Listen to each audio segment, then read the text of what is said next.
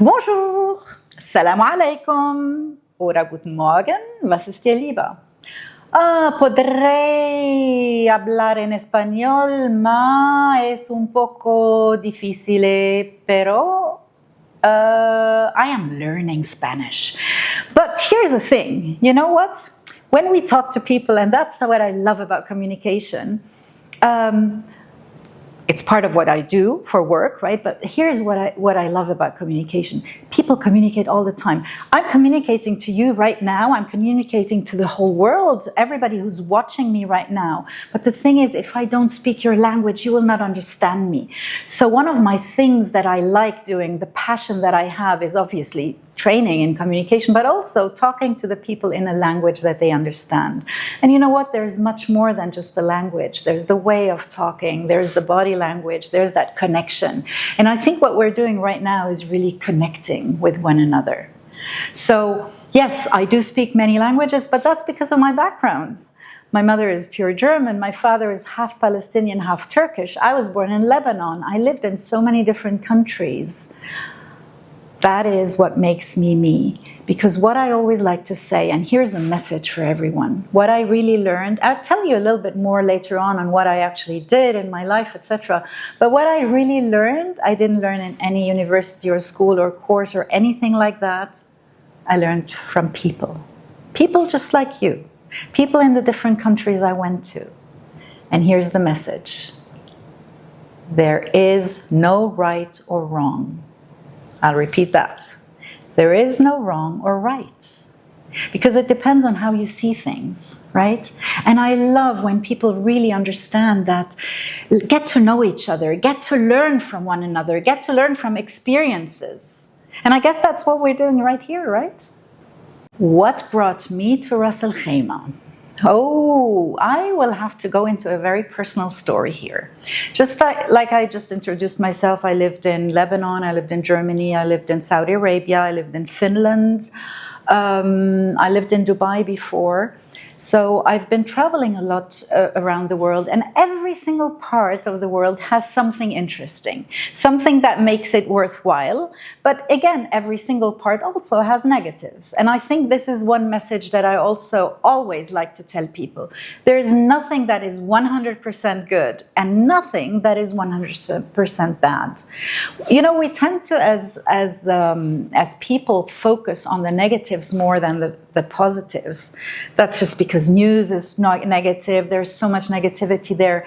But we can, if we choose to, focus on the positives also. So obviously, there are a lot of positives in all the places I lived in. Now, one of the things that happened in my life is I was in Saudi Arabia. I was living in Riyadh, and I got divorced.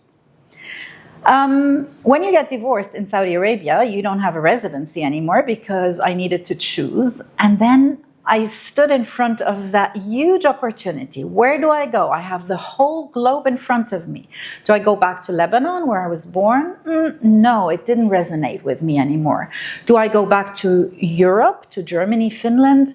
It wasn't my kind of what I need, you know, my needs, my priorities in life. And out of all the places that I have visited or lived in, I actually chose the UAE. I loved the UAE when I lived here in 2001 till 2006. Obviously, it was very, very different. But then I lived in Dubai at that time. So yes, in 2015, I left Riyadh. I came back to Dubai. And I was in Dubai for 1 year. And then I thought Dubai has changed. Don't get me wrong, I still love Dubai. But it has changed in a sense of it was more anonymous than it used to be 20 years ago. And it was very expensive too. And I remember wanting to move out of that huge 5-bedroom castle villa I was in. And I said, where can I go? And I had an agent who showed me several places. And then he said, let me show you something in Ras Al Khaimah. And I said, where? What? That's far. And I remember driving to Ras Al Khaimah 20 years ago just, you know, to buy some stuff here and go back. And I didn't really know it. And I said, why not? Let's do a day trip and come here. He showed me 2 villas. one in Min Al Arab and one in Al Hamra village, where I'm still. I fell in love with the place on the spot. I fell in love with the view. I fell in love with the vicinity to the beach and to the sea. And I fell in love with just that energy that was here.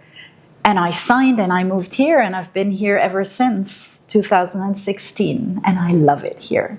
So that's what brought me here. Would I ever move back? I think I will die here. And you know what? And that's, again, a very personal story. I had my father here the last 3 years of his life before he died. He stayed here with me, and he is actually buried in Ras Al Khaimah.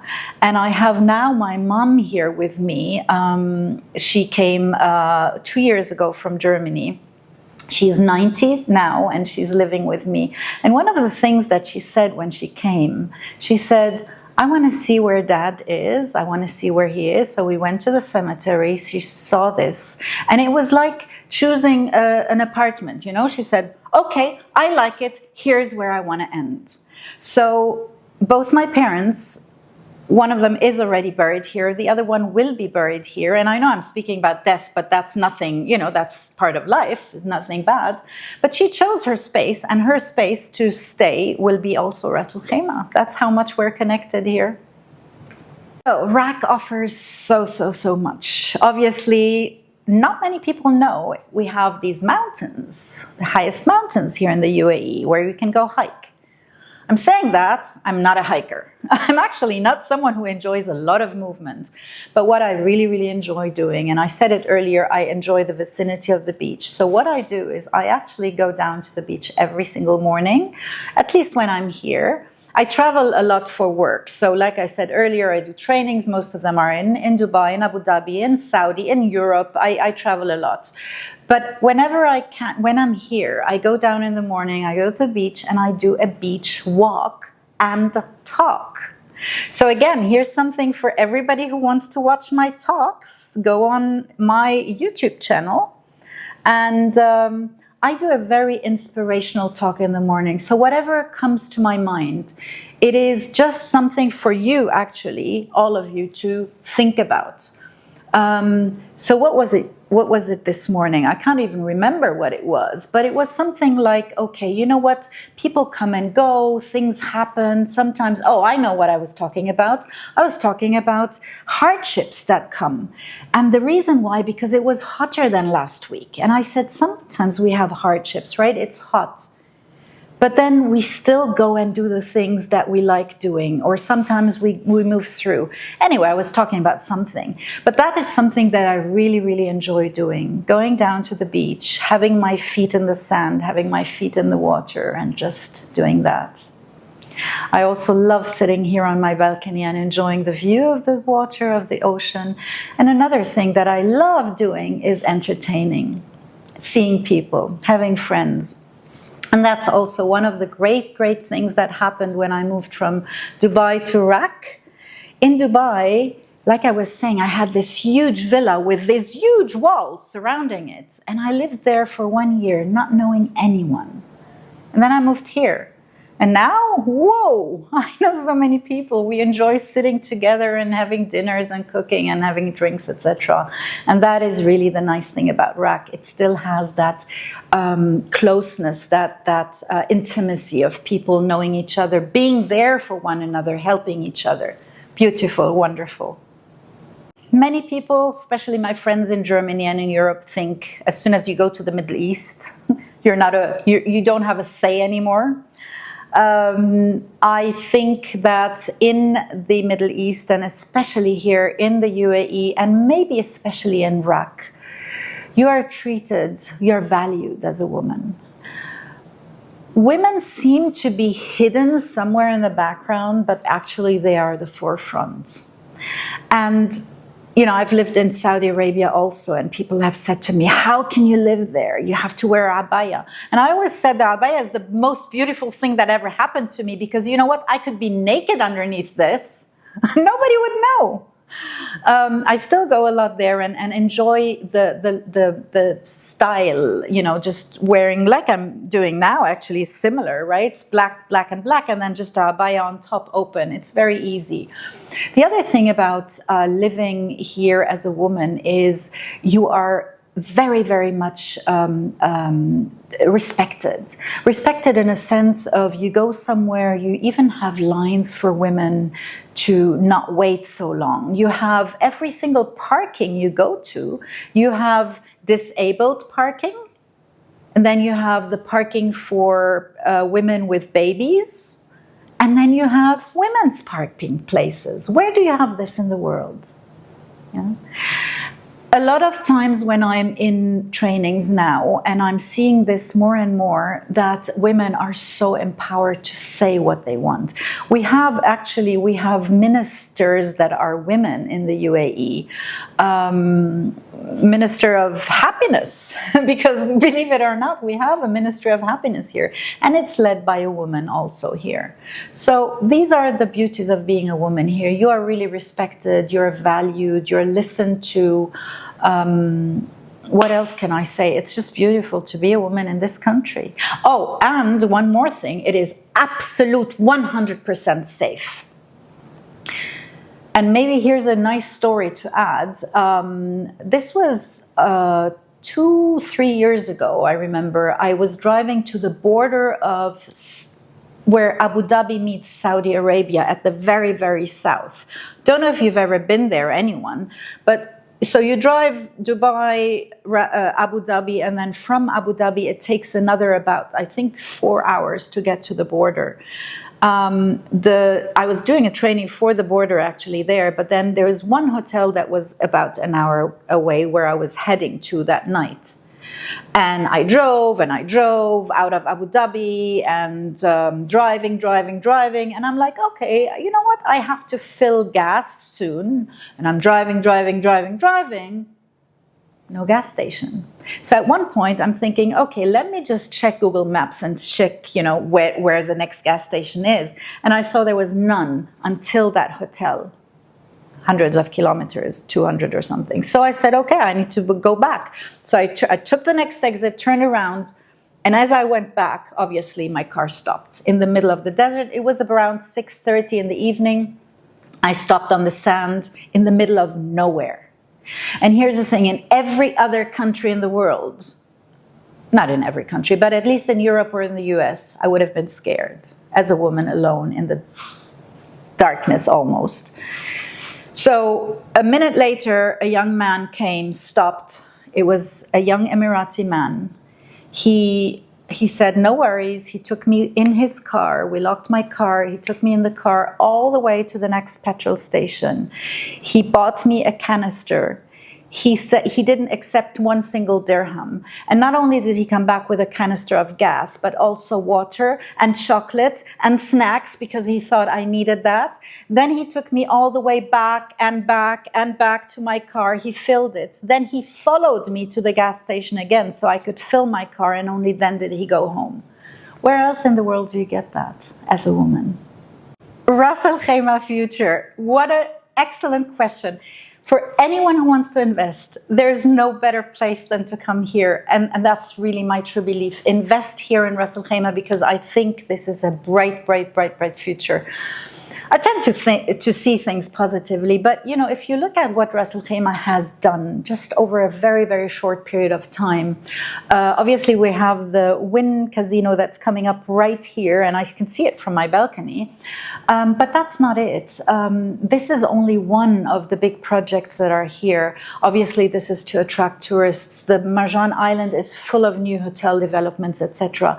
Right behind us here is that new, huge financial center that is being built as we speak. And I think that every single company, every single organization that has a name will be here in a couple of years. So to be here and to be here at the source and at the beginning of all of it is what everybody needs to do. I, for myself, will probably never leave here.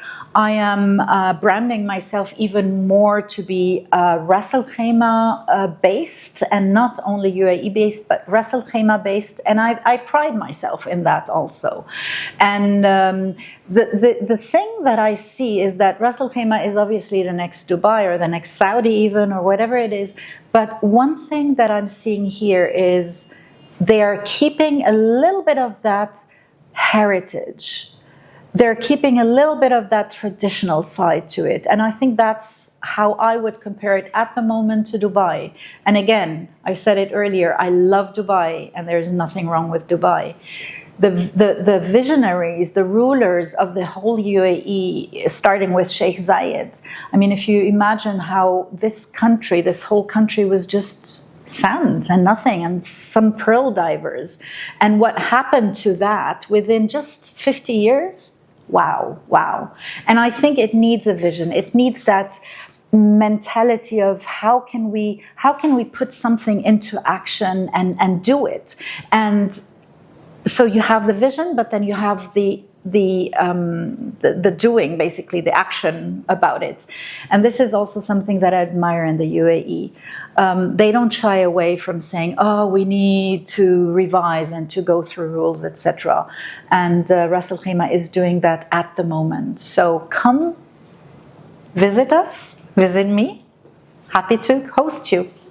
My professional purpose is actually the same as my non-professional purpose. It's just living your life to the fullest, being happy, and using your potential that you have.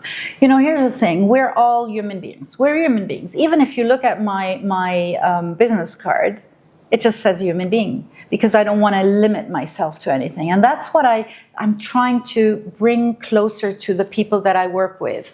So what is the purpose? The purpose is getting everyone to understand that they are born with a huge potential.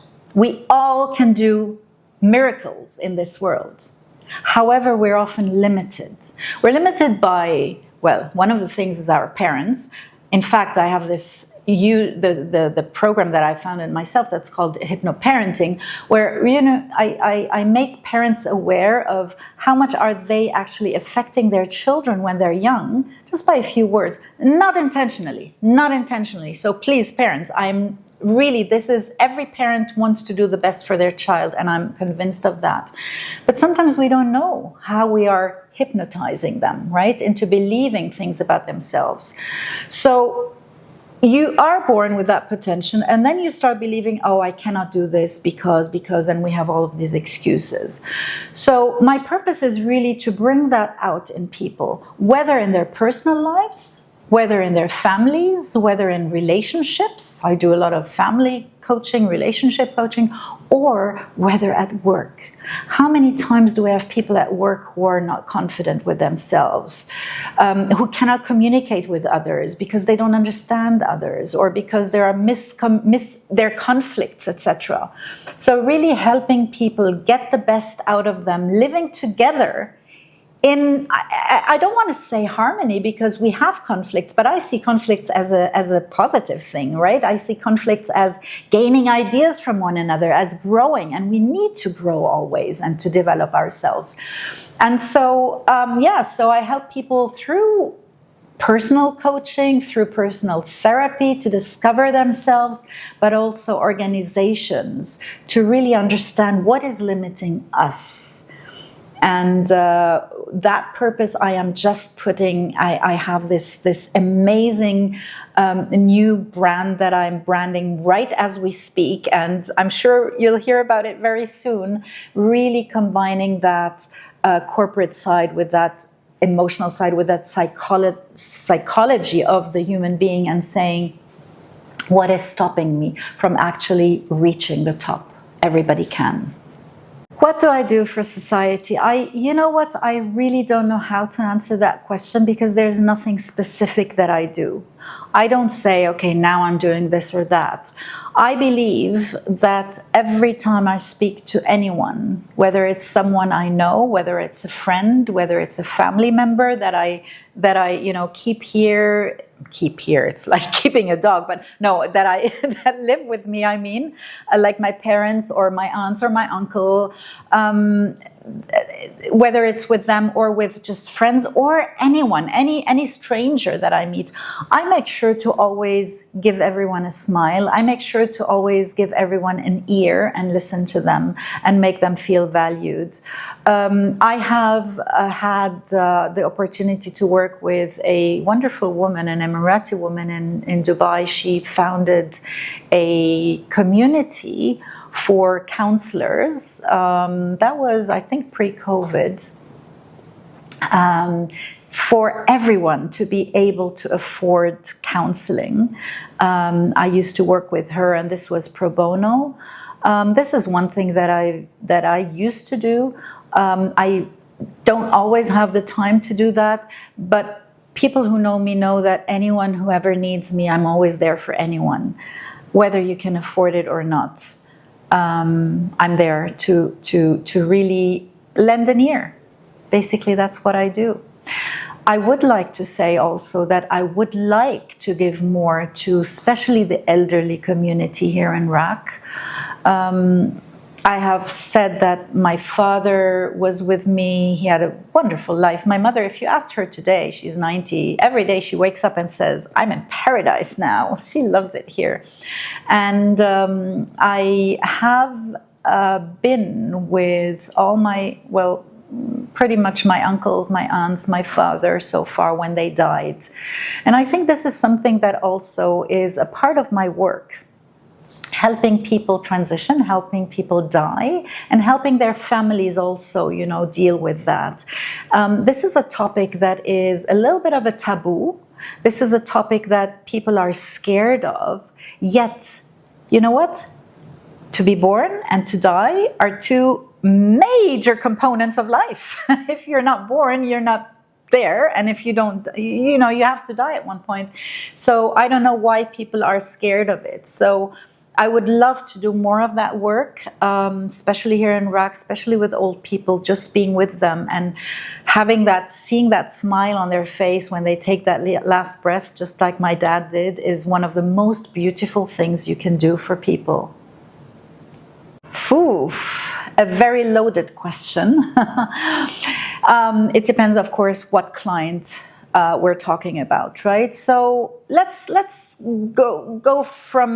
start from the very beginning. People have stress, people have challenges, problems, whether with people, whether with themselves, how they think about themselves, or even while working. So how do I solve the problems? Well, my work is threefold, actually. So let's start with the outside, right? I go into organizations. I look at organizations, what is working and what is not working? Where do you have your challenges? What departments have challenges? What people have challenges? Sometimes it's just two people with one another. Sometimes it's the whole culture of that organization that has a sort of a antiquated culture, or they need to change something, right? Some people and some organizations are a little bit resistant to change. So what can we do there? In this case, I will solve their problems by going in and, first of all, really understanding what they need, and then designing a training that will help them train their employees to communicate better, to sell better, to have a better teamship, to lead better, to manage better, to listen more, to give more feedback, to deal with change more, to be more emotionally intelligent, etc. Then if we go back to a little bit smaller, so we went from that big organization, right? And I'm going a little bit inwards, a little bit smaller, to two people or one person. And how can I now reach my goals? How can I do the things? Okay, I understand the culture now. I understand the challenges that we have, but how can I actually reach my goals? So we do a lot of coaching also. And when I say we, it's obviously I do it, but I have my organization called Mind Your Power. Again, it's about minding your own power. It's about knowing that you are powerful beyond your imagination. And how do you actually use that power? And so we coach people to really reach their goals, to achieve whatever they thought they cannot achieve in different and various ways. And then if we go even more inward and downwards, it's okay, what's happening within myself? What's happening at a very, very subconscious level? So I do have a psychology background, and I also did some psychotherapy. However, what I specialized in is hypnotherapy and NLP, neuro-linguistic programming. I teach both all the way, by the way, I teach both. So whoever is interested in really making a difference in anyone's lives can join my courses. I do them virtually now. But it is so meaningful and so rewarding when you actually help someone really discover, why am I afraid of things, or why have I been afraid of things for so and so many years? And boom, just like that, we can change the perception of who we are, because we are the same person, but a lot of times people will hold on to the past. What happened to me in the past is defining what I have now. No, that's not true. What I was yesterday, what I was when we started that interview, is a different person than who I am now. So many people hold on to what happened to them. But just by changing that perception, we suddenly see ourselves in a different light. Yeah? And also many people live too much in the future. So really getting them to be who they are now. So one of the tools that I use a lot of energy work, I use a lot of therapeutical work, but one of my favorites is actually hypnotherapy, helping people rediscover who they are and visualizing. So hypnotherapy is all about the subconscious mind. It's about, and the subconscious is not what is consciously logical, but every time, and here's the thing, here's really something important, every time you imagine something that happened, you're working with your subconscious, not with your conscious. But that thing is not real. It's not real. So if I'm saying to myself, oh, I am not good in this and this because I was not good, that's not real. So I could theoretically lie. I'm lying to myself, right? So I can lie to myself in the opposite way, in a positive way. And that's what hypnotherapy is about. So this is a lot of how I help people. I think one of the things that I really like doing is really bringing two worlds together. One world is the corporate world, and the corporate world can be very dry, very analytical, very finance-oriented and numbers-oriented. And then on the other hand, the psychological part, the psyche, the human part. And again, that part can be very spiritual, very... I don't know another word for it right now. But what I do is actually bring these two parts together, because you cannot separate them. We're all humans. We all have a brain and a heart, right? And we need to use both. We have that IQ, right, the intellectual quotient, but we also have an emotional quotient. We need to work with both together. And I think this is what I bring to people that I work with. Now, again, like I said, whether it's on a corporate level, whether it's in organizations, still bring that human part in. You know, we deal with AI now everywhere. Do I use AI? Yes, I do, on a daily basis. We have bots wherever we call centers, etc. We have chatbots everywhere. But that human factor will always be necessary, especially in human interactions with relationships that we build. Let's take a sales team. How do you build? Do you do a sales because of a product? No, it's because that relationship that you have with someone. And no robots will ever replace that human factor. So that's one. But also looking into families. What is it that I do with families? What's that special effect here? Also bringing that emotional intelligence into, so everything I do in corporate, I bring into families or into relationships, understanding that You know, we speak different languages, we have different strengths, we have different ways of living, of communicating. I have someone who loves people, I have someone who's very task-oriented, I have someone who's very analytical, I have someone who's very spontaneous. And understanding that if we want to live together, whether it's a marriage, you know, that isn't working, or a family where children don't understand their parents, parents don't understand their teenagers, etc., we need to understand that each person is different. Here's the thing, when I do my hypnoparenting classes, a lot of times parents say, fix my child. No, it's not the child that needs fixing. It's not the parent either that needs fixing, it's just that adaptation and also the agility of a parent. And unfortunately, we have that a lot in parents, but also in organizations. People who have a lot of experience, people who are older in an organization or as parents say, I know it better because I have lived this and this long. I have done all of that.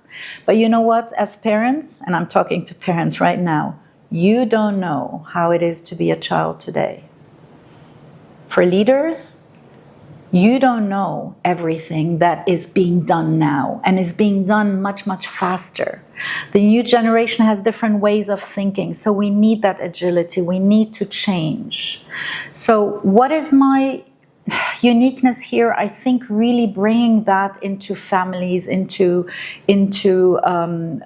society, understanding one another, and you know what? Life becomes so easy this way. I have a wonderful family. I have 3 boys. They are 35, 34, and 32. One of them is in Barcelona, one of them is in Dubai, and one of them is in the Netherlands, in Rotterdam. Our family has an extremely great bond. And I'm saying that just because to show you that it is possible. We talk every Sunday. In fact, today is Sunday and we have a call in about 2 hours. We talk every single Sunday. And to make it even maybe more surprising, my ex-husband is on that call every single Sunday. He's in Denmark. And the 5 of us sit, and now the 6 of us, because my mom, who's here now, she's also on the call and she's very interested in knowing everything. And we talk about things that happen during the week, when one of us wants to move and wants an advice, when other people want to, when someone has a challenge at work and wants an advice, they're always there. But one thing that we never do, we never give advice if it's not asked. We never say, do this or do that. And I think that is what creates that understanding. So we take ideas from one another. And I think this can be done in every family. This can be done in every company. The reason why I actually told you that story is because I don't preach, but I live what I walk my talk, and I am living basically what I teach. So come and visit Ras Al Khaimah because it is really, like I said, beautiful here. So it depends, obviously, what do you like doing. But the nice thing is that you have the sea, you can kayak, you can swim, you can just lie by the beach, right? Or walk, or fish crabs, or I remember fishing from the beach, a hamur, big like that, and eating it. You have the fish markets for whoever. I love food, I love cooking, I love food. So whoever loves fish markets, it is so interesting to go to the fish markets. And then what is really interesting is to see how when they bring in the fish, they auction it. So the fishermen bring in the fish and then they throw their whole load on a portion of this big thing. And then the people who are inside actually selling the fish, they come and then they just like 100, 200, 300, 400, 500, go, take it. And then the next fisher is there. So it's really interesting to watch. And obviously you have this fresh fish that you can buy. But enough of fish now. What else can you do? You can also hike, obviously. Now, I'm not a big hiker, but the mountains are beautiful. So if you can drive up to Jabal Jais, the view is just fantastic. It is just amazing what you can see. The other thing is you have the really vicinity to Oman. So what I love doing with my family is driving up to Musandam, to the border, and then just renting a dhow for a day. In fact, so I was talking about my family earlier, and all of my family, wherever they are in the world, always come here for Christmas, and we spend Christmas here in Ras Al Khaimah. I have a sister who lives in Dubai, so 24th is always at my sister's, 26th is always here in RAK. We all are together. Now, last year, my mother turned 90 in October, and they all came a week before Christmas, and we decided, actually they do this every year. Last year we went on a cruise together. This year what we did, they all came a week early. So my nieces, my ex-husband with his partner, my children with their partners, they all came here. We were 11 people, and we went up to Musandam. And we went on a dhow for a day. Now, I have to say, my mother is 90. She started diving when she was 60. And she did, I think, I forgot the number, 285 dives or something like that, a huge number. Shark diving and night diving and rescue diving and, everything she could do. She would travel 4 times a year to dive to Egypt or to the Maldives or to the Seychelles or I don't know, she went everywhere. And 8 years ago, she had a lot of surgeries in Germany, and she hasn't been in the water ever since. So here's what we did. We took her all the way to Musandam, all 11 of us. We went on that dhow. I had rented it to be a private dhow just for us. And then what they do with you is they take you through the fjords, and whoever has not been there, it is so amazing to see that pristine clear water, the fish in there, and then you can stop for snorkeling. And what we actually did is we put my mom, she actually went into the water. This was the first time for her to be in the water since 10 years. She was in heaven. So we stayed there, we snorkeled there. So that's just one of the things, that you can do here. Obviously, there is, due to the whole expatriates community here, we have clubs, I don't know, not football, but a rugby club here, if you like that. Obviously, we have loads of restaurants and brunches, just like you have them in Dubai, except that here they're cheaper and nicer and cozier. And what else do we have here? I don't know, we have so much. In fact, the way I sometimes know is really going on WowRAK, because WowRAK has all the information, whether it's restaurants, whether it's hikes, whether it's events that are happening, then we have obviously all the art community here. So we have the art festival that is held every day in that so-called ghost town that used to be the ghost town here, which also is a very interesting thing to see. We have a museum here, but again, what is happening in there? I usually go on WowRAK and see exactly what's happening, and that's how I actually plan our Christmas vacation when the boys come from everywhere they are, and they come here, and then we say, okay, what's on the list this year? And usually the list is only ticked off about a quarter because there is just so much to do. So come here, make your own friends. And like I said, it is easier to make friends here than in Dubai. It is much more intimate here than it is in Dubai. Just come here, and if you need me, I'll be here also for you. One tip, one thing that I always like to say: be selfish.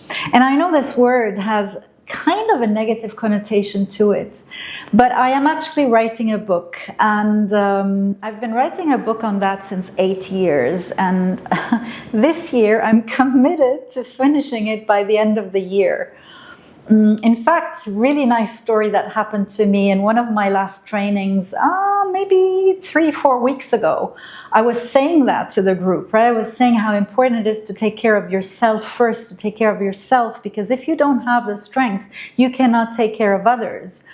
And here's what someone did. He sat with me and he said to me, "How much does your book cost?" And I said, "I don't know." He said, "Well, say a number." And I said, $39, just like that. So he reaches out, he gives me 160 dirhams or whatever the equivalent is, and he says, "Here, this is the money for your very first signed copy." I thought that was genius what he did, because he actually really kind of like pushed me, because now I have someone who already bought my book, so now I have to write it, right? But anyway, back to that message. I fly a lot. So when I fly, and I'm sure for those of you who fly, you hear when the captains, or when they say, when your oxygen masks fall, take yours first and then attend to others. And that's basically what you should do in life. Take care of yourself. Take care of yourself. If you're a mother, so many mothers that I hear say, "Well, I have to sacrifice my life for my children." No, you don't. No, you don't. And here's one tip, really one big tip. Children sense if you're happy or not. So if you're happy and relaxed, and if you are emitting that energy of, yes, joy, the children will be happy automatically, and they will want to spend time with you. But if you are stressed, children don't understand that stress, but they sense it. So they will distance themselves from you, and they will somehow have some anxiety because they know something's wrong, but what is wrong, I don't know. So start with yourself, always, always. I'm often asked, how do you actually manage and balance all the work and the travel that you do with your mom at home, with the things that you do personally? I always, always, always take time for myself. I live by the beach. Sometimes I have 2-3 clients a day. If I'm not training, I have clients online. In between the clients, when I have half an hour or 1 hour, I go down to the pool. Or I just make a yummy something to eat, and I sit with my mom with a glass of wine and something nice, and we just discuss something, whatever it is. Or what I often do is I just say I don't want to do anything, and I stay in bed for hours, binge watching a series. But that's what I need in that moment, because I just don't want to hear people anymore if I heard people the whole week. So again, my tip to everybody, do something for yourself.